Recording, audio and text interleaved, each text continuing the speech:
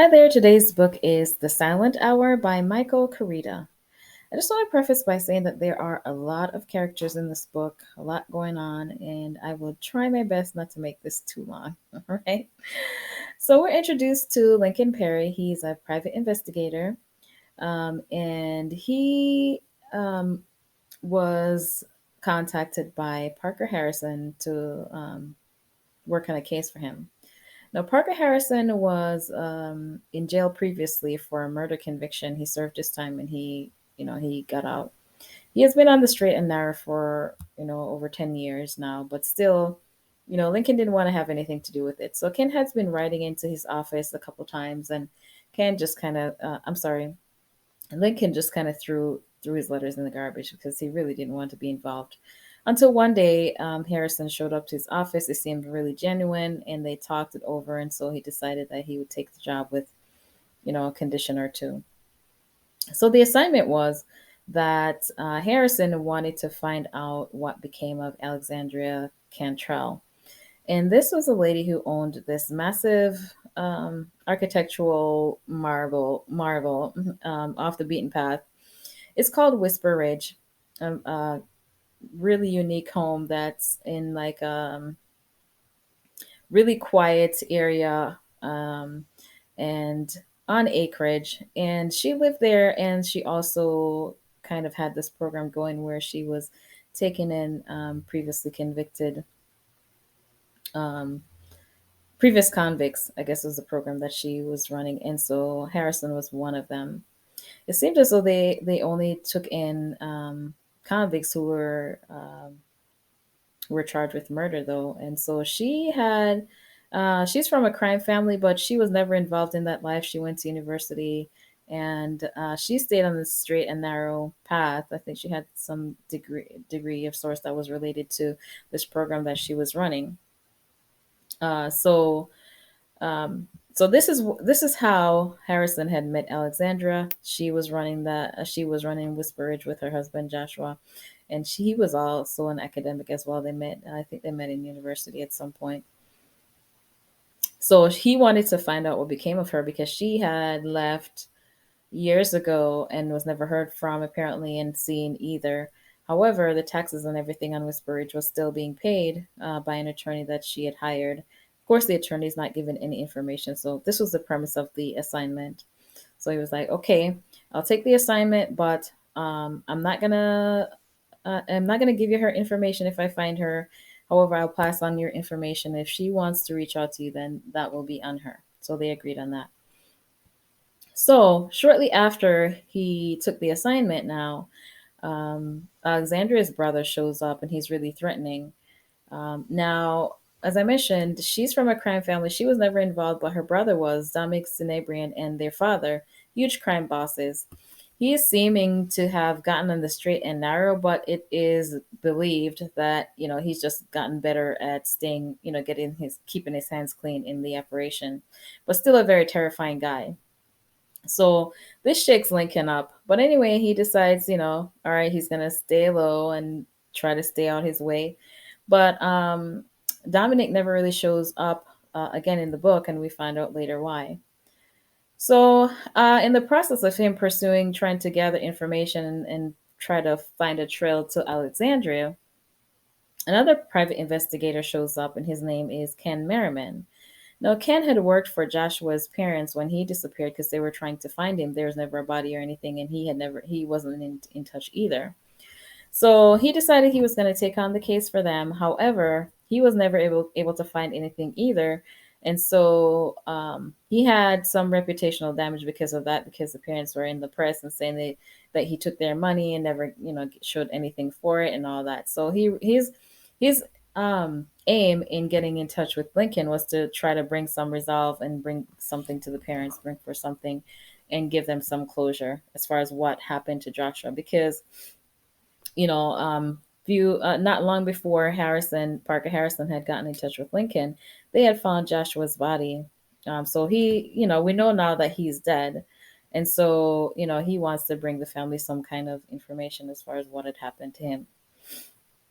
All right. So as they're proceeding with trying to determine where she is and all that, We also meet a former FBI agent. His name is John Dunbar. He was working on the case as well, trying to figure this out. But apparently, although he was saying he was with the FBI, it wasn't a legit investigation, because we find out later that he was retired at the time that he was looking into this and talking to people about the case.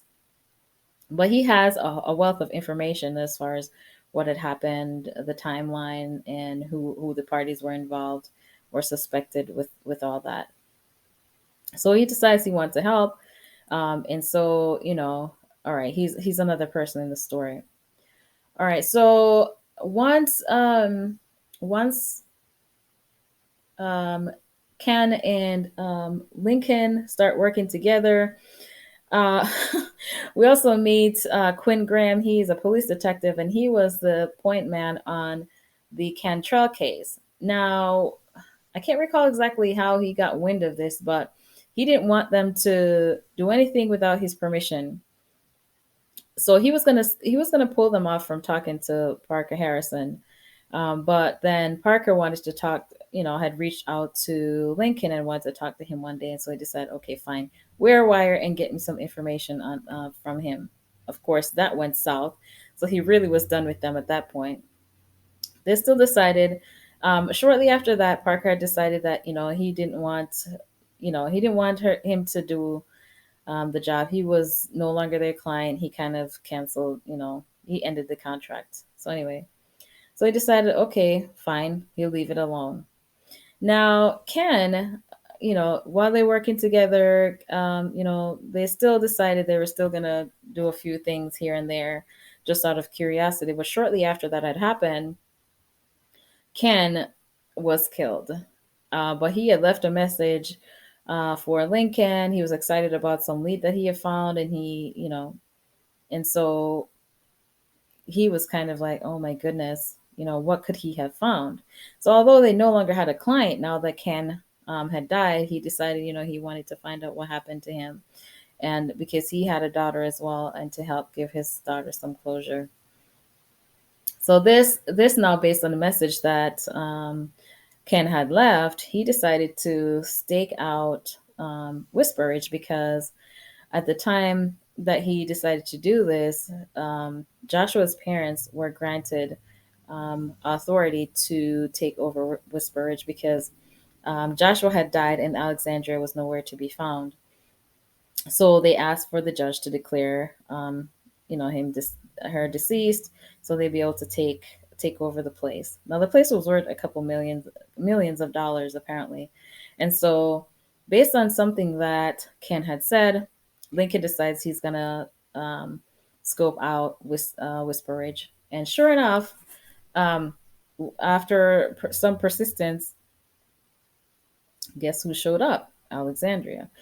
So from there, Lincoln was able to determine some things and get some information that he wasn't able to get before. And of course, I don't want to give away what happened after he met her. So I'll leave that part of it. So shortly after he met and talked to her, there was something else that was bothering him, and so he felt as though the person who was assumed to have killed Joshua wasn't really the person that everybody thought. So he wanted to pursue an angle and went to talk to this kid who's a known drug dealer, but he was tied into one of the guys at Whisper Ridge. He coincidentally was in the car when one of them was arrested years and years and years ago, and so he was able to make a connection with that, and so he decided to go talk to that guy. So from that, he was able to determine that it wasn't Dominic Sanabrian who had been involved in the death of Alexandria's husband, but rather this other gentleman. So he was able to solve the case of who killed the husband.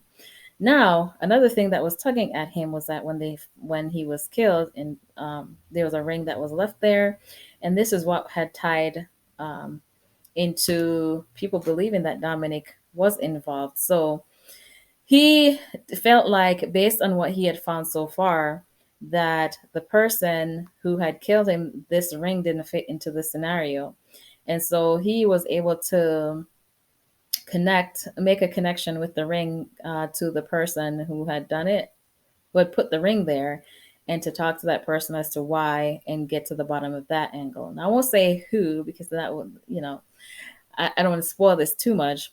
But yeah, so there were some things that had happened basically in placing the ring there. It was supposed to steer the police in one direction, a certain direction based on something, but it kind of blew up. And so this is why it taken all these years to figure out the mystery of who had killed Joshua Cantrell. And so that was really upsetting for Lincoln, because had that not been done, this whole thing wouldn't have gone, taken years and years and years. And as a result, Ken had lost his life. So that was kind of tragic in itself. So as I mentioned, there's a lot going on with this book. So this is a good as a synopsis as I can give without giving too much away and spoiling it for you if you haven't read this before. But definitely a worthy read.